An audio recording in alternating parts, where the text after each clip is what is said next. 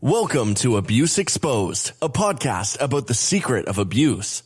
Each episode, we deliver intriguing Christian and personal experiences on abuse and how to overcome it. The content is not intended to be a substitute for professional mental or medical advice, diagnosis, or treatment. Always seek the advice of your physician or other qualified mental health provider with any questions you may have regarding a medical or mental condition. Now, here's your host, live from Texas, Ispeakmotivate. Hello. This is Ispeakmotivate, and I'm so excited to be with you guys today. And it's just a very exciting time because today we're going to go on the healing part of the Abuse Exposed podcast, just to make sure that we are moving forward in positivity and light while we are going in our journey of success, love, and happiness. Now, this is the thing. We are now on episode 15, and it is going to be self-love tips. Because you know what, you guys, we need to love ourselves more. Coming from these destructive relationships, we need to learn how to gain our identity and to start to find who we are and love who we are. So we are just going to go into a couple of tips and things that assist us with knowing about how to love ourselves. Because again, it's a very hard thing to do coming from an abusive background. Now, these are some things that have helped me and other survivors alike. And here is number 1. Start a journal. It seems like so much, we have so many negative thoughts in our brains, and we just let them hoard in our brains and just stay there, and we don't release them.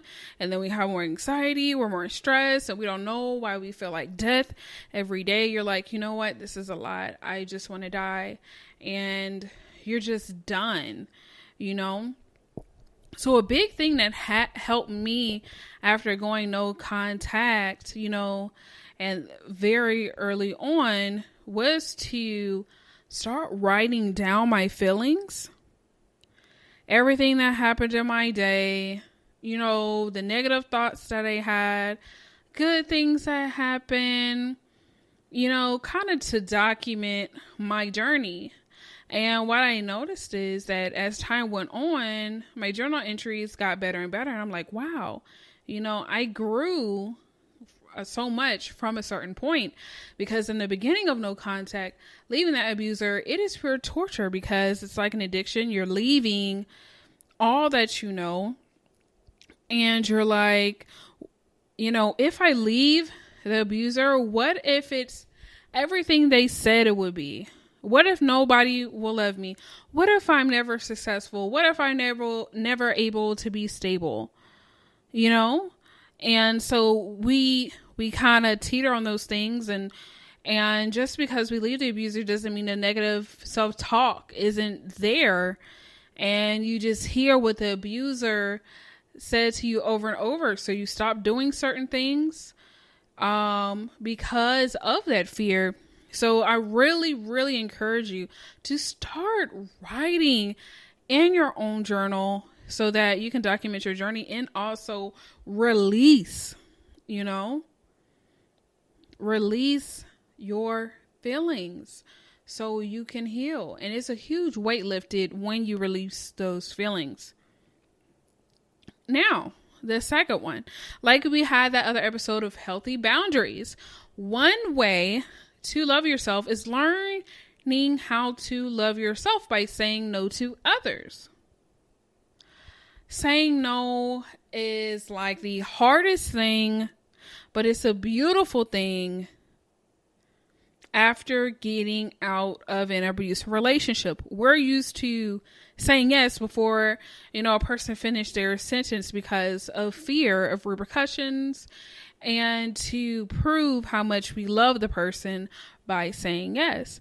And as we grow and educate ourselves, we learn that, okay, you know what? I don't have to prove that I love myself by saying yes, and it interrupts my time, my space, my sanity. I can still love someone without saying yes to every little thing. And if someone gets upset because I say yes and try to guilt me into saying yes or make me feel like a horrible person for saying no, they are someone that I don't need to be around. Okay? And another thing is to forgive yourself. A lot of times we blame ourselves for the abuse when it wasn't our fault at all. This is something that happened to us. Somebody preyed upon us and decided to take advantage of us. It wasn't our fault. It wasn't under our control. But you know what's under your control? To forgive yourself, to assist you on moving on and having a happy life. Because what the narcissist or abuser wants you to do is just to make you feel guilty and feel like you're just a failure every day, to have you maintain a full day of anxiety and depression. That's all they want you to do. They want you to feel like you're growing crazy and have panic attacks and nightmares and night terrors. They don't care. They want that. They thrive off of that. So another step is just to forgive yourself. And another thing is to have fun by yourself. Have fun by yourself. And what does that mean? Simply going to the movies by yourself, getting your nails done, getting a haircut, getting your hair done. If you always wanted to go whitewater rafting or skiing or, anything that you just wanted to do.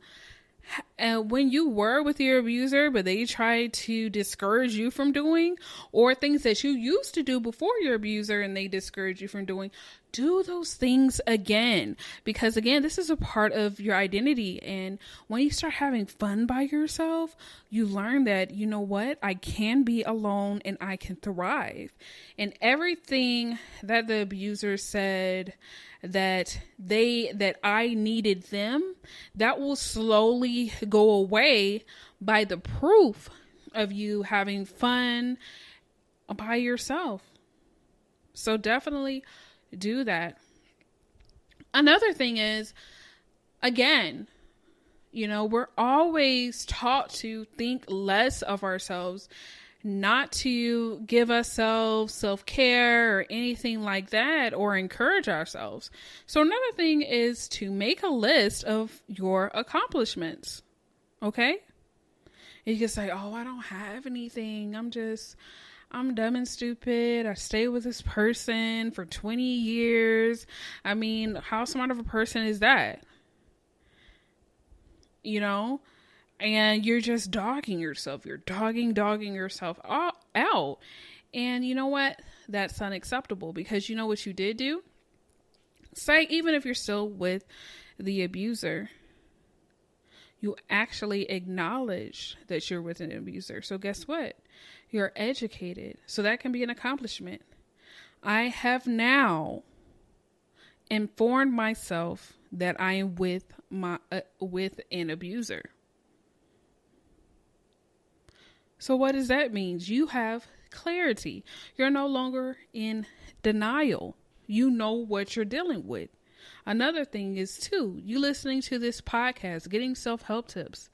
You're educating yourself on abuse and how to heal. So that's another accomplishment right there. Okay? A huge accomplishment is that you're still alive when you dealt with all of that situation every day. You know, every second that you were in that horrific situation, you dealt with it with pride like a warrior, because you are a warrior. And don't let anyone tell you that. You may feel weak and beaten down and all of that, but you're a soldier. And always remember that, because some people don't make it, but you have made it so far. So just write things down. It could be, something little as, you know what? I walked to my mailbox today, kind of similar to The Invisible Man. I don't know if you guys seen that movie, but it was a young lady. She had an abusive partner and she ran and left. And she was so afraid to go outside the door a little bit. And then a little further down in the movie, you saw her actually go to the mailbox, and her friend was encouraging her that you're doing great. You went to the mailbox because that's growth. And he's absolutely correct, because due to the trauma that you face, anything that could be considered little to, other people, it's huge for you because what you endured. For example, you weren't allowed to work. You filled out an application. That's an accomplishment. You went to an interview. That's an accomplishment. You got the job. That's 3 accomplishments right there. You weren't allowed to have your hair a certain way. So you go and get your hair done in the way you always wanted it to be, without fear. That's an accomplishment, because you're breaking through those negative barriers and reprogramming your life. Another self-love tip is to have goals. Spiritual, physical, psychological,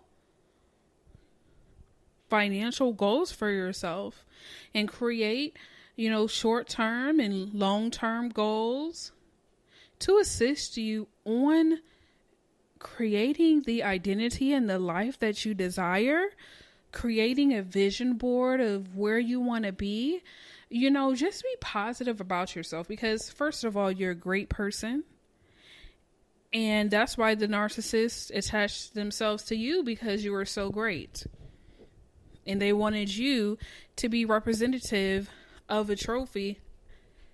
And their whole thing was they wanted to destroy you, because that was their whole game, because you were so great. We just have to get back to who we are meant to be. And we'll get this way by loving who we are. And another thing is prayer. Prayer helps so much on, just talking to someone helps you, Going to therapy is a huge one, where you're releasing your feelings and you're walking towards your healing, because you don't want to be stuck in a rut your whole life. You definitely want to grow and move forward. So therapy is another self-love exercise that you can perform, So I just want to say, I'm proud of you all on your walk, on your journey. You guys are the absolute best. I may have some more self-love tips on another episode, but I just wanted to give you these few today. Always remember that you are absolutely worth it, and you are here for a reason. Your story matters. Do not let anyone invalidate who you are or your story. Okay? Because your story can assist someone along the way. Thanks for joining us this week on Abuse Exposed. Make sure to subscribe to our show in Apple Podcasts and other social media platforms at Abuse Exposed so you never miss a show. While you're at it, if you found value in this show, we'd appreciate a rating on Apple Podcasts. Or if you'd simply tell a friend about the show, that would help us out too. Thanks.